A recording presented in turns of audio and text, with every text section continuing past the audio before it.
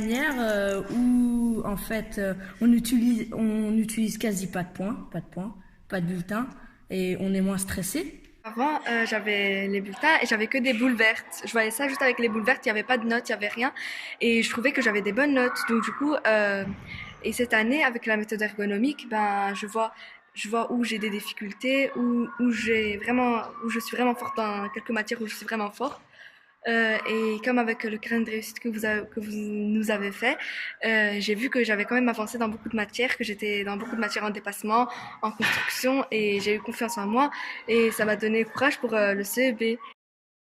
Avec le bulletin, par exemple, quand tu as des boules rouges, tu stresses, tu te dis avec les boules rouges que j'ai, je vais rater. Quand tu ramènes par exemple ton premier bulletin et qu'il est mauvais à la maison, bah, ta maman sera sûrement, enfin les parents ne seront pas contents. Alors qu'avec le carnet de réussite, tu regardes tes difficultés et tu as plus dans l'envie de travailler. Ce qui est génial, c'est qu'on n'a pas d'évaluation, ce qui nous permet de moins stresser pour le CEB.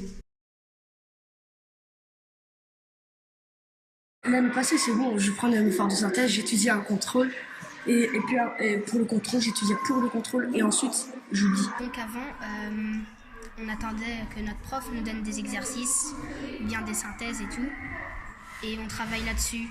Mais tant qu'à maintenant, j'ai qu'à prendre mon carnet de réussite, et donc je regarde tout ce que j'ai pas fait, et donc je révise, je fais des exercices, je m'entraîne. J'étudiais genre juste pour mes contrôles, j'étudiais pas pour moi, j'étudiais juste pour les contrôles. Mais maintenant avec la méthode ergonomique, j'étudie pour moi et comme ça j'avance mieux, j'avance à mon rythme. Avant, dans la méthode classique, c'était juste, on te donne une feuille, tu termines, et imaginons que je termine avant tout le monde, et ben je devrais attendre.